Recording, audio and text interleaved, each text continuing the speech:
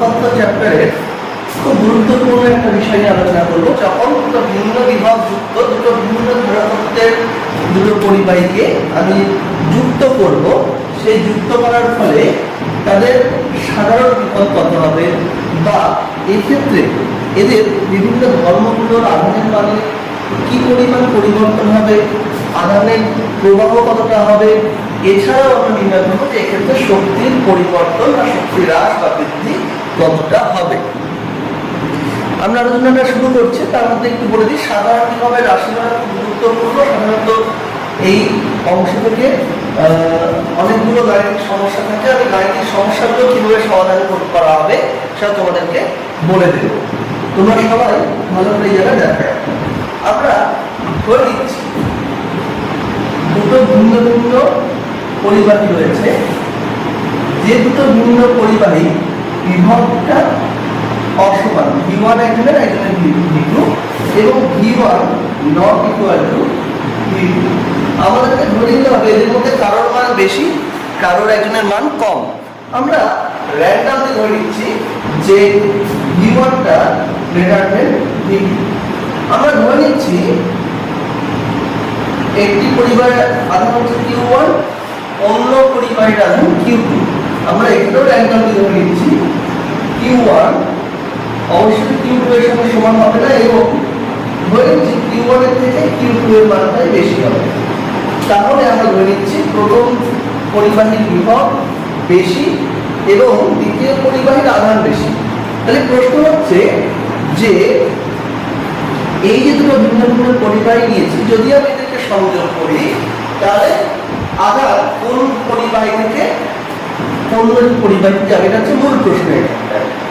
তার আগে আমি একটু বলে নিই যে আমরা ধরে নিচ্ছি প্রথম যে পরিবাহী তার ধারকত্ব C1, দ্বিতীয় পরিবাহীর ধারকত্ব C2, প্রথম পরিবাহীর ব্যাসার্ধ ক্যাপিটাল R1 এবং দ্বিতীয় পরিবাহীর ব্যাসার্ধ ক্যাপিটাল R2। তাহলে এখন আমরা স্বাভাবিকভাবে বলতে পারবো যে আমরা জানি মূল সূত্র হচ্ছে Q ইকুয়াল টু C। তাহলে যখন এদেরকে সংযোগ করা নেই সেই অবস্থায় এই প্রথম পরিবাহীটা আধান আছে Q1 মানে C1 V1 এবং দ্বিতীয় পরিবাহীটা আধান আছে Q2 মানে C2 V2। তাহলে এদের মোট দুজনের সমমিত আধানের পরিমাণ Q1 প্লাস Q2 বা C1 V1 plus C2 V2। এখন আমি এদেরকে সংযুক্ত করলাম তার দিয়ে প্রথম এবং দ্বিতীয় পরিবাহীকে যোগ করলাম।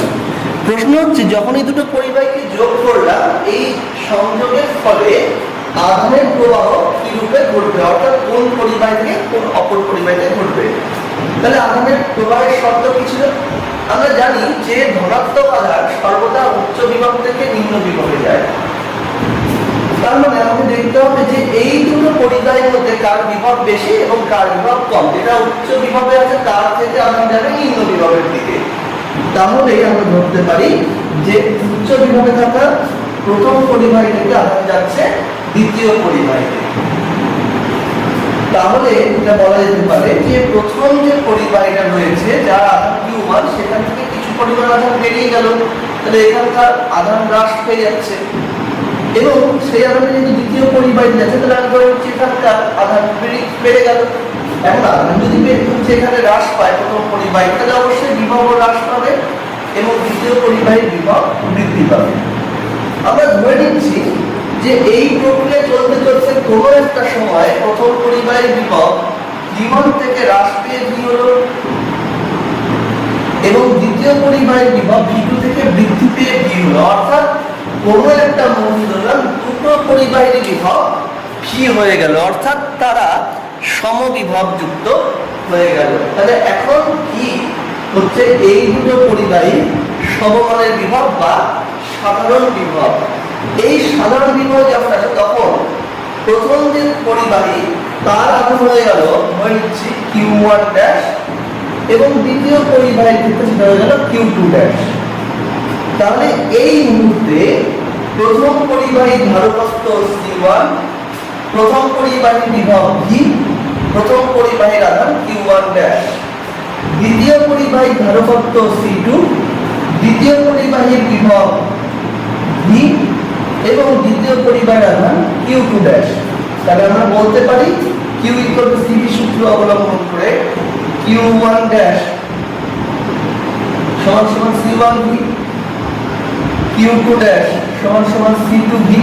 উভয় ক্ষেত্রে দেখো সাধারণ বিভব V এবং এই মুহূর্তে সংস্থার মোট আধান ফাইনাল আধান অবশ্যই Q1 dash plus Q2 dash সমান সমান C1V প্লাস C2V বা C1 plus C2 into V। এখন আধানের সংরক্ষণ সূত্রে আমরা কি পেয়েছিলাম? আমরা আধানের সংরক্ষণ সূত্র যখন পেয়েছিলাম তখন দেখেছিলাম যে কোনো পরিবাহী বা কোনো বিচ্ছিন্ন সংস্থার মোট আধানটা সবসময় ধ্রুবক থাকে। দেখো এখানটায় দুটো মাত্র পরিবাহী আছে, এখানে অন্য কোনো পরিবাহী এই সংস্থার সঙ্গে যুক্ত নেই। তার ফলে বলতে পারি এই যে সংস্থাটা, এই সংস্থার মোট আধান ধ্রুবক থাকবে, অর্থাৎ প্রাথমিক আধান সমান সমান থাকবে অন্তিম আধান, বা C1V1 প্লাস C2V2 সমান সমান হবে C1 plus C2 into V।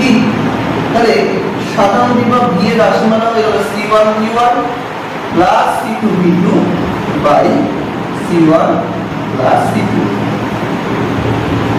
খুব গুরুত্বপূর্ণ একটা রাশিমালা আমরা পেয়ে গেলাম। যখন ভিন্ন বিভবযুক্ত দুটি পরিবাহীকে আমি যুক্ত করব তখন সেই পরিবাহীর সাধারণ বিভব, সেই দুটো পরিবাহীর সাধারণ বিভব কত হবে। এখন এই যে রাশিমালাটা রয়েছে সেই রাশিমালাকে আমরা গাণিতিক সমস্যার ক্ষেত্রে অনেকভাবে পরিবর্তন করতে পারবো। আমি সেই পরিবর্তন যদি না দেখিয়ে দিই তাহলে এখান থেকে অঙ্কটা করতে আমাদের সমস্যা হবে। তো আমি একটু দেখিয়ে দিচ্ছি, ভালো করে দেখো। দেখো আমরা পেয়েছি সাধারণ বিভব কি সমান সমান C1V1 plus C2V2 by C1 plus C2। এখন তোমরা দেখতে পারবে যে একে আমি এইভাবে লিখতে পারি V সমান সমান Q1 plus Q2 by C1 plus C2। কারণ C1V1 মানে Q1, C2V2 মানে Q2। আবার Q1 এবং Q2 যোগফলটা হচ্ছে মোট আধান।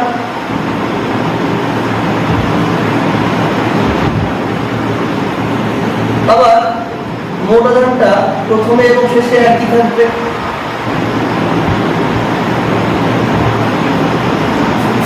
আবার দেখো আমি বলতে পারি V = Q1 dash plus Q2 dash by C1 plus C। দেখো একই জিনিসকে আমি কত ভাগে ভাগ করে লিখতে পারি। আবার দেখো আমি এরকম করতে পারি, আমি দেখেছিলাম C সমান সমান K ড্যাশ ইনটু R, অর্থাৎ ধারকত্ব এবং ব্যাসার্ধের মধ্যে সম্পর্ক ছিল C = K ড্যাশ R।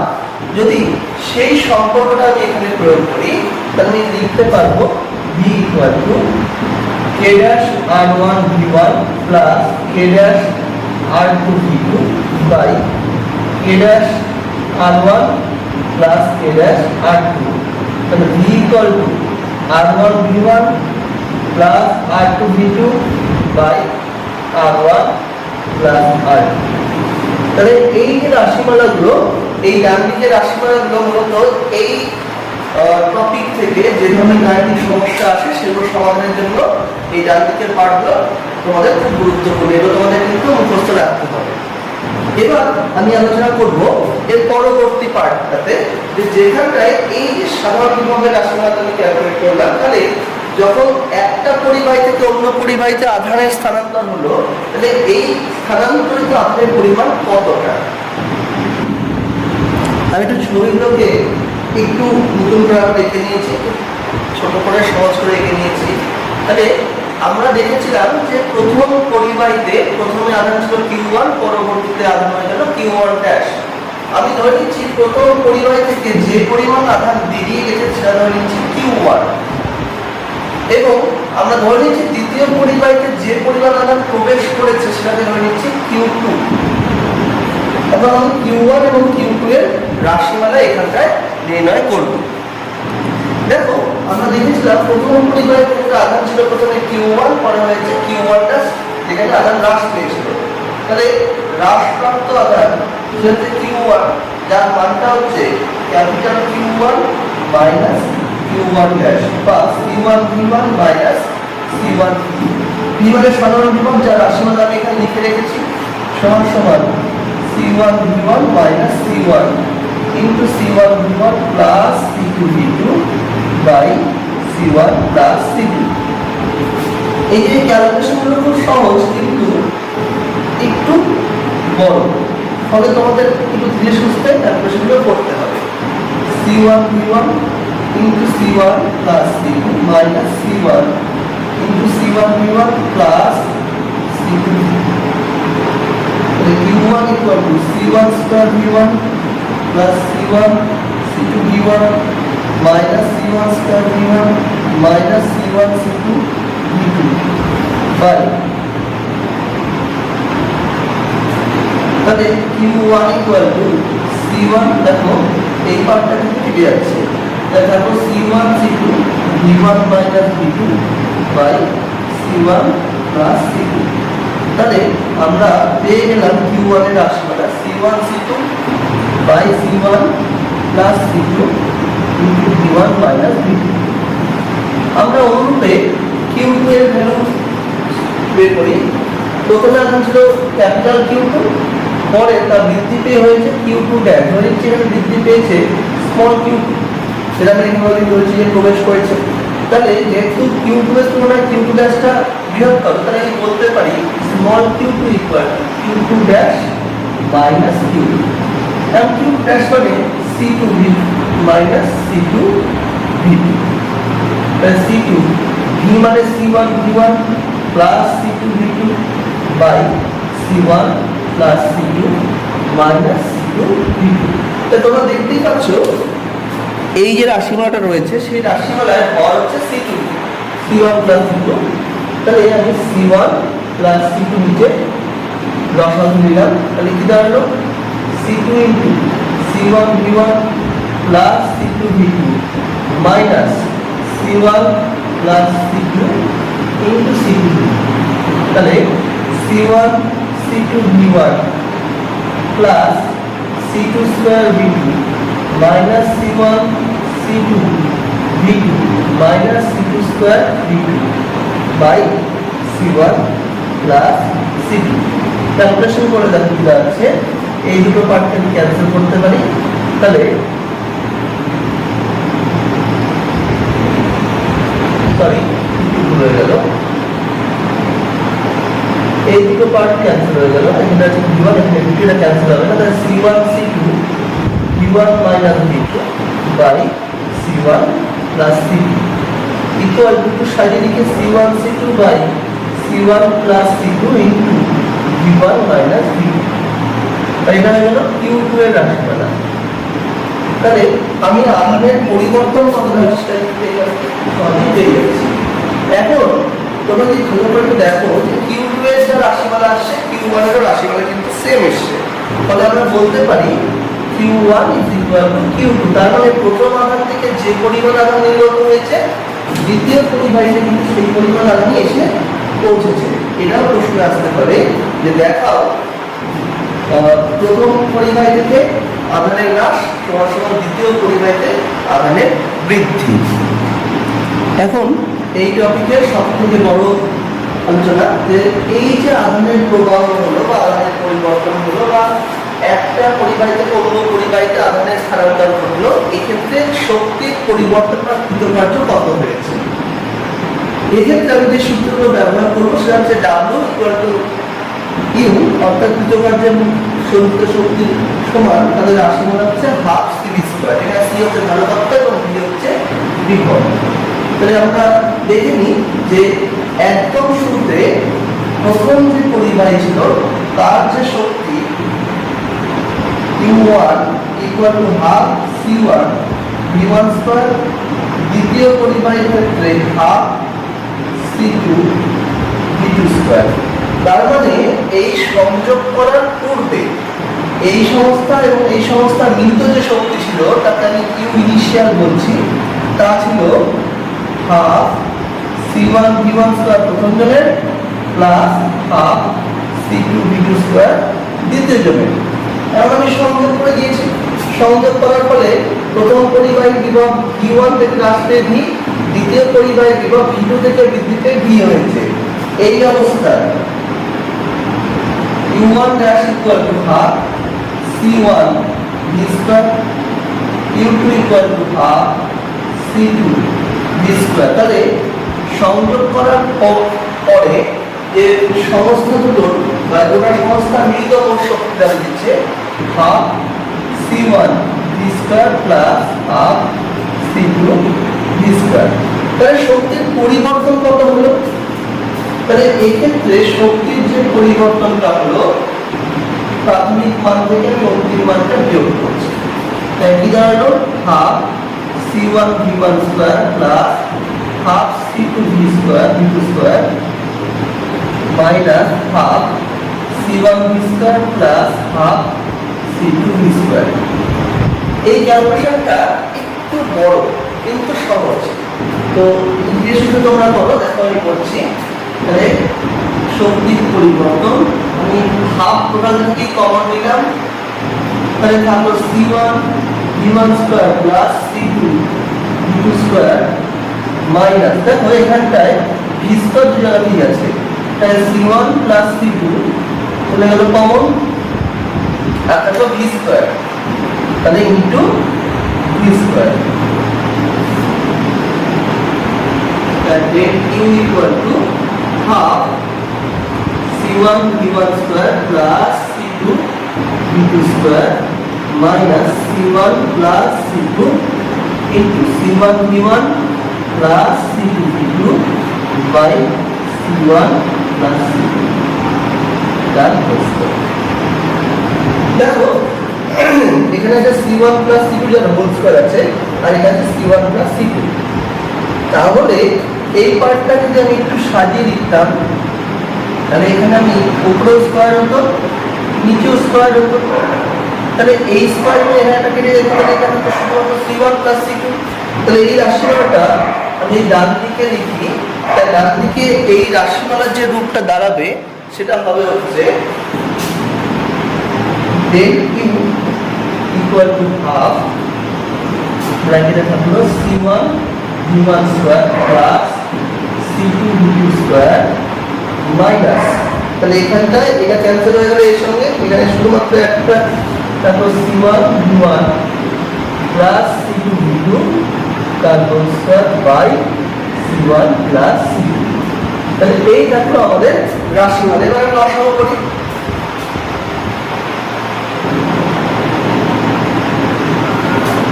একটু বড় হবে, তাহলে এখানে লসাগু হলো c1 প্লাস c2, তাহলে হচ্ছে c1 plus c2 into c1 v1 square plus c2 v2 square minus c1 v1 plus c2 v2 তার হোল স্কয়ার। এবার শুধুমাত্র যোগ বিয়োগ গুণ হবে, তাহলে আমরা আমাদের প্রয়োজনীয় রাশিমালাতে চলে আসবো। দেখো c1 দিয়ে গুণ করছি c1 square v1 square plus c1 c2 v2 square, এবার c2 দিয়ে গুণ করছি plus c1 c2 v1 square plus c2 square v2 square minus এই জায়গাটা একটু ভেঙে নিতে হবে, এইটুকুর মধ্যে যেহেতু আসবে না তাই আমি এই পার্টটা একটু নিচের দিকে লিখবো, তোমরা যেটা একটু কনসিডার করে নিও। তাহলে a plus b whole square মানে a square c1 square v1 square minus b square মানে a square plus b square, প্লাসের সঙ্গে কিন্তু মাইনাস আছে, c2 square v2 square plus 2ab, এখানে মাইনাস এখানে মাইনাস 2a মানে c1 v1 b মানে c2। তাহলে del q equal to half, তোমরা একটু খুঁজে নিলে কোথায় সিমিলারিটি দেবে। দেখো এই দুটো পার্ট ক্যান্সেল হয়ে যাচ্ছে, ঠিক তেমন ভাবে এই দুটো পার্টও ক্যান্সেল হয়ে যাচ্ছে। এইবার তবে যেটা পড়ে থাকলো C1 C2 V2 square plus C1 C2 V1 square minus 2 C1 C2 V1 V2 by C1 plus C2। আমরা যদি ভালো করে দেখি তাহলে এই পেয়ে যাব আমাদের লগের সব জায়গাতেই C1 by C2 রয়েছে, ঘরে হয়ে গেল C1 plus C2 ইনটু এর পরে হলো কত, সাজিয়ে লিখি V1 square plus V2 square minus 2 V1 V2। দেখো তো এই যে পার্টটা ব্র্যাকেটের মধ্যে আছে V1 মাইনাস V2 তার হোল স্কয়ারকে বোঝায়, তাহলে del Q সমান সমান half C1 C2 by C1 plus C2 into V1 minus V2 তার হোল স্কয়ার। এখন আমি বলছি V1 মাইনাস V2, কিন্তু তাকে আমি V2 মাইনাস V1 লিখতে পারি, কারণ V1 মাইনাস V2 বা V2 মাইনাস V1 মান যাই হোক না কেন, যখন সে পজিটিভ বা ঋণাত্মক যাই হোক না কেন, যখন তাকে বর্গ করবো তার মানটা কিন্তু পজিটিভ হয়ে যাবে। তাহলে half C1 C2 by C1 plus C2 into V2 minus V1 তার হোল স্কয়ার লিখতে পারি। এবং এখান থেকে আমি খুব সহজেই বলতে পারি যে C1 C2 এটা পজিটিভ কোয়ান্টিটি, কারণ ধনাত্মক আমরা ঋণাত্মক হতেই পারে না। আর V1 মাইনাস V2 তার হোল স্কয়ার বা V2 মাইনাস V1 তার হোল স্কয়ার এটা একটা পজিটিভ কোয়ান্টিটি, তাহলে অবশ্যই del Q টা পজিটিভ হচ্ছে। তাহলে আমি পেয়ে গেলাম del Q টা পজিটিভ কোয়ান্টিটি। del U টা কি ছিল? del U ছিল হচ্ছে ইনিশিয়াল এবং ফাইনাল যে মান ছিল শক্তি তাদের মধ্যে অন্তর করে। তাহলে del U যদি পজিটিভ হয় তাহলে অবশ্যই UI টা গ্রেটার দেন UF। তাহলে আমার প্রথমে শক্তি বেশি ছিল, পরে শক্তি কমে গেল। কেন এরকম হলো? কেন শক্তি পরে কমে গেল? কারণ আধানগুলোকে একটা পরিবাহী থেকে অন্য পরিবাহীতে যেতে হয়েছে। আধানগুলোকে যখন একটা পরিবাহী থেকে অন্য পরিবাহীতে যেতে হয়েছে, তখন আধানকে বিভবের বিরুদ্ধে কার্য করতে হয়েছে এবং এই কার্যের ফলে শক্তি হ্রাস পেয়েছে। যতটা আমি কার্য করেছি ঠিক ততটাই শক্তি হ্রাস পেয়েছে। তাহলে আমি বলতে পারি দুটো পরিবাহীর সংযোগে সবসময় শক্তি হ্রাস পাচ্ছে, এবং এই শক্তি হ্রাস পাওয়ার ফলে কি হচ্ছে, আধানগুলো এক পরিবাহী থেকে অন্য পরিবাহীর জন্য প্রয়োজনীয় শক্তি হচ্ছে সংগ্রহ করতে পারছে না, ব্যবহার করতে পারছে। এখন তাহলে এই যে পরিমাণ আমার শক্তির পরিবর্তন হলো তাই সেই কৃতকার্যের সঙ্গে সমান। তাহলে আমি বলতেই পারি যে কৃতকার্যের রাশিমালা হিসেবে W equal to half C1 C2 by C1 plus C2 into V1 minus V2 তার হোল স্কয়ার। এখন আমি অনেক ক্ষেত্রে দেখেছি যে ছাত্রছাত্রীদের এই বড় ক্যালকুলেশনটা করতে গিয়ে একটু তারা সমস্যার সম্মুখীন হয়, হয়তো কখনো যোগ্য গুণভাগ করতে মিলছে না বা কিছু। তো যেহেতু বইয়ে এই পদ্ধতিটাই যাতে সবাইকাই প্রয়োগ করে থাকে, আমি একটা বিশেষ পদ্ধতি একটু চেষ্টা করেছি এবং সেটা প্রয়োগ করার পর দেখেছি যে ছাত্রছাত্রীদের সেক্ষেত্রে সুবিধা হচ্ছে, ক্যালকুলেশনটা সেখানে একটু কম। আমি সেই পদ্ধতিটা তোমাদের একটু এখন দেখিয়ে দেব। এই বিকল্প ঘটনাটা কিন্তু কোনো বইয়ে আমি সেভাবে দেখতে পাইনি, এটা আমি ভেবেচিন্তে করেছি। এখন যদি এটা তোমরা দেখো তোমার আশা করি ভালো লাগবে, একটু দেখে নাও তোমরা। আমরা জানি কৃতকার্য মানে গড় বিভব প্রভেদ ইনটু আধানের পরিবর্তন। আমাদের এই সমস্যাতে প্রথম পরিবাহীর বিভব প্রথমে ছিল V1, দ্বিতীয় পরিবাহী ছিল V2, এবং সেক্ষেত্রে কিন্তু V1 এবং V2 অসমান ছিল। তাহলে তাদের প্রাথমিক বিভব প্রভেদ ছিল V1 মাইনাস V2। আমি আবার বলছি, প্রথম পরিবাহীর প্রাথমিক অবস্থায় বিভব ছিল V1 এবং দ্বিতীয় পরিবাহীর প্রাথমিক অবস্থায় বিভব ছিল V2। তাহলে প্রথম এবং দ্বিতীয় পরিবাহীর মধ্যে প্রাথমিক অবস্থায় যে বিভব প্রভেদ ছিল তার মান ছিল V1 মাইনাস V2। এখন যখন তাদেরকে তার দ্বারা সংযুক্ত করলাম, তখন প্রথম পরিবাহীর বিভব V এবং দ্বিতীয় পরিবাহীর বিভব V হয়ে গেল। তাহলে এখন উভয়ের বিভব প্রভেদ হচ্ছে 0। তাহলে এই অবস্থায় দুজনের গড় বিভব প্রভেদ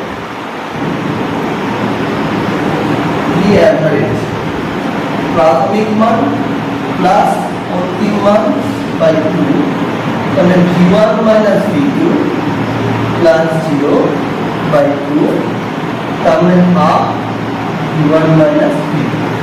তাহলে আমি পেয়ে গেলাম গোটা প্রক্রিয়া চলাকালীন অর্থাৎ আধানের বণ্টন হওয়াকালীন যে সংস্থার গড় বিভব প্রভেদ ছিল হাফ v1 মাইনাস v2।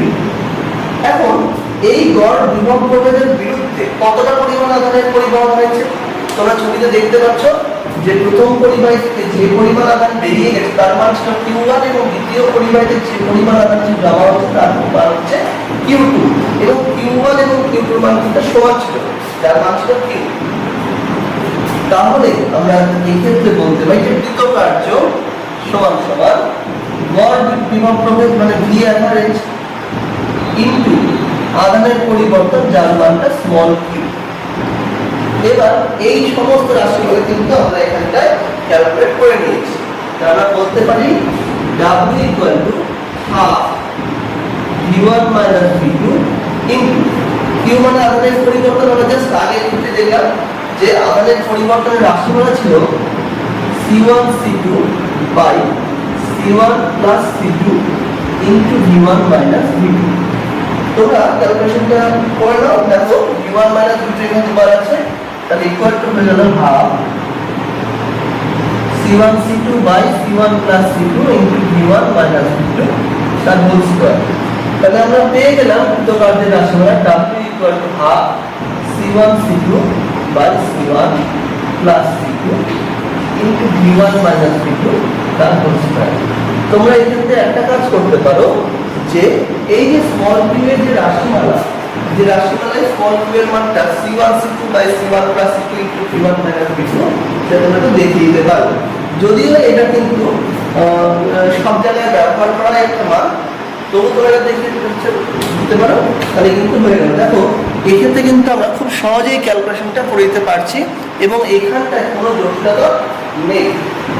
তাহলে আমরা আমাদের ধারকত্ব নিয়ে আলোচনা দ্বিতীয় দিনের ভিডিও এখানেই সব শেষ করছি। আমরা পরবর্তীতে সমান্তরাল পাত ধারকের ধারকত্ব এবং সমান্তরাল পাত ধারকের ক্ষেত্রে যে মিশ্র সমান্তরাল পাত ধারক বা এই ধরনের যে সমস্যাগুলো রয়েছে সেইগুলো নিয়ে আলোচনা করব। তোমরা এই পার্টটা খুব ভালো করে দেখবে, এখান থেকে যে ধরনের সমস্যাগুলো আসবে সেই সমস্যাগুলো তোমরা একটু প্র্যাকটিস করবে এবং এর উপরে গাণিতিক সমস্যাগুলো কিন্তু আমি খুব শীঘ্রই তোমাদেরকে দেওয়ার চেষ্টা করব এবং গাণিতিক সমস্যাগুলো কিভাবে সহজে সমাধান করতে পারবে আমি সেটা তোমাদেরকে বোঝাবো। তোমরা ভালো থেকো, সুস্থ থেকো এবং বাড়িতে থেকো।